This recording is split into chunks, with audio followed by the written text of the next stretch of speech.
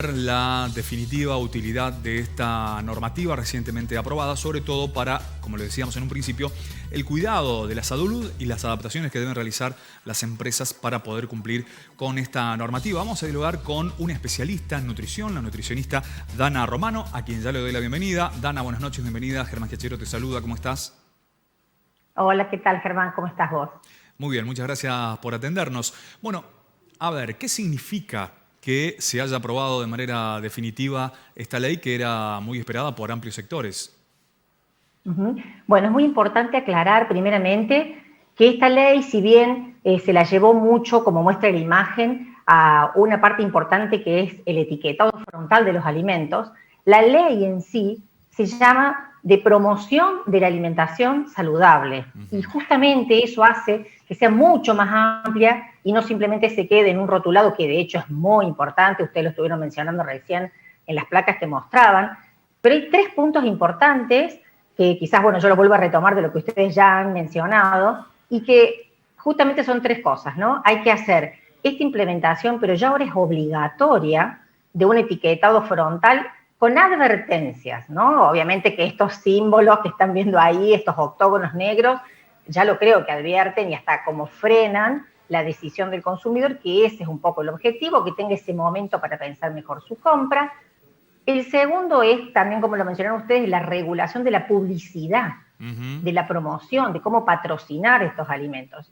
Y el tercero, que es muy importante también, es lo que tiene que ver con la protección de los entornos escolares, porque justamente una de las últimas placas que ustedes mostraron, vieron que la obesidad ya no es un problema solo del adulto, sino que en realidad esto ya se ha trasladado a los niños, con la gravedad que esto tiene, porque obviamente si ya estamos hablando de niños con problemas de malnutrición, que antes se hablaba mucho de malnutrición por déficit, ¿no? La desnutrición, pero en Argentina tenemos un aumento de la obesidad infantil muy marcado, y obviamente que eso va a llevar probablemente a un adolescente también con este problema de peso, y ya estamos viendo gran parte de la población adulta con sobrepeso, con todo lo que esto implica alrededor, ¿no? De mayor atención médica, más gastos en salud, una calidad de vida que ya no es tan ideal. Bien, Dana, es muy importante esa aclaración. Me parece que no solo se refiere a los octógonos, a las etiquetas negras ahí que van a advertir con gran tipografía respecto de los excesos en azúcares, en sodio, etcétera, sino por ahí que es un poco más abarcativa, porque seguramente es posible pensar en principio que no basta para modificar las conductas nutricionales de los argentinos que aparezca esta advertencia negra en los envases, ¿no?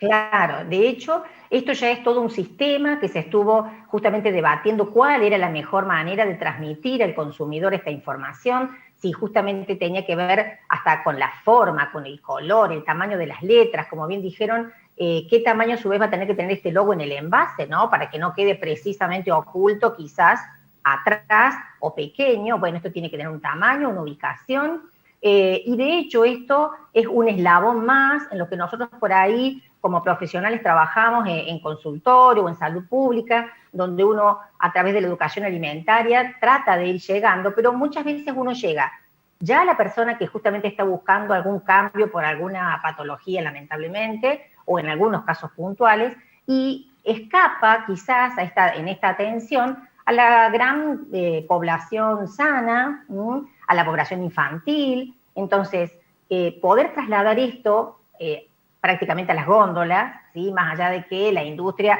ha movilizado un poco, se ha movilizado, porque obviamente en muchos casos, muchos van a tener que poner varios de estos sellos. De hecho, incluso hay algunas industrias bastante de primera línea que ya están haciendo cambios en la composición de sus alimentos para adecuarse a esto, para no tener tantos de estos sellos y que quede quizás uno o dos.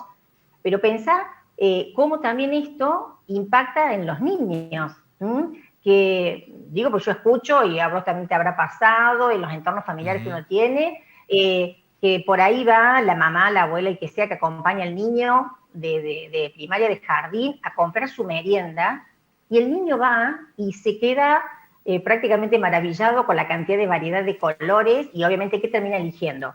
Por color, por imagen, por el dibujito, por lo que ha visto en la televisión hace poco. Por eso que esta regulación que va más allá de estos sellos en la etiqueta también tiene que regular la publicidad en general y estos entornos escolares, como decía, que tiene que ver, por ejemplo, con el kiosco, con la variedad de alimentos de los cuales disponga, porque también para el niño va a ser más sencillo elegir alimentos que tengan menos sellos o, por supuesto, ideal, que no tengan ninguno. Y después iremos hilando un poco más fino a qué uno se refiere con esto de las grasas saturadas, de las grasas en general, por qué se eligió el sodio, por qué se eligió el azúcar y no otros nutrientes, como en una época eran, por ejemplo, las grasas trans, que en este momento no se tuvieron tanto en cuenta. Bueno, se priorizan una serie de nutrientes que son los que más están asociados a todas estas enfermedades, que son típicas de los países también desarrollados, nosotros en vías de desarrollo, pero que en realidad se están viendo cada vez de manera más frecuente y a edades más tempranas.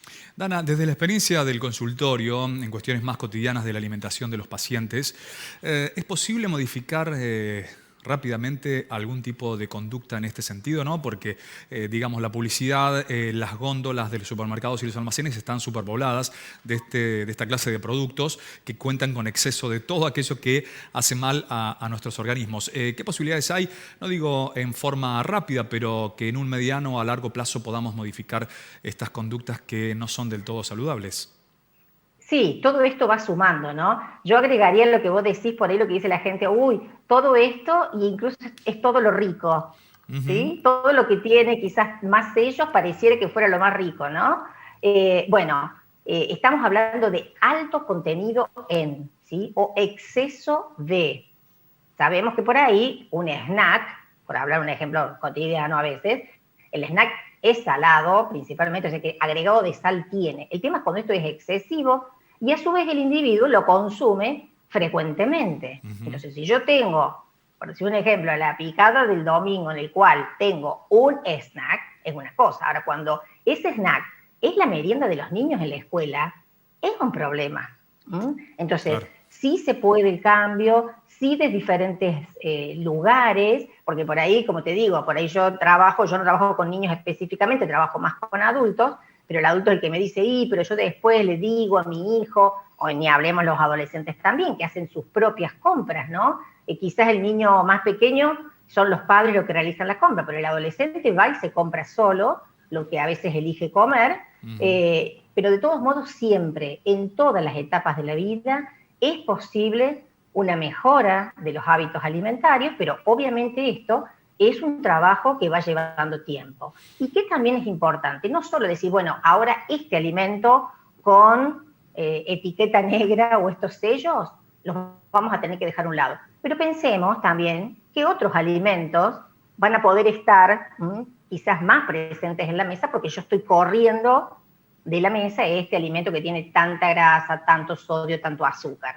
Entonces, si yo voy a quitar quizás la gaseosa común de la mesa, que bueno, volvamos a poner el agua, ¿sí? Quizás podemos llegar a poner un jugo de frutas naturales, ¿sí? Quizás si sacamos, como te decía, este snack, podamos llegar a poner otro tipo de alimento que nos sirva también como de una entrada, por así decirlo, que no tenga tantos de estas sustancias que son perjudiciales para la salud, dependiendo de la cantidad que uno los consuma. Sí. Incluso, fíjate que más allá del sello negro, también tiene que haber una declaración de cuando los alimentos tengan cafeína o contengan edulcorantes, edulcorantes artificiales, ¿se entiende, no? Sí, sí, o sea, sí.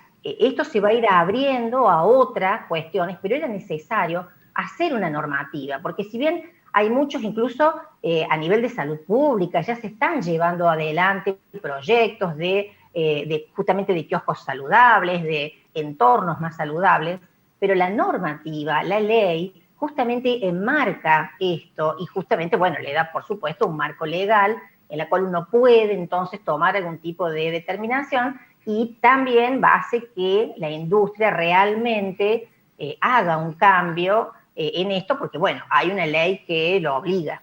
Ojalá así sea y obviamente esto redunde en beneficios para la salud de la gente. Gracias, Dana. Un abrazo.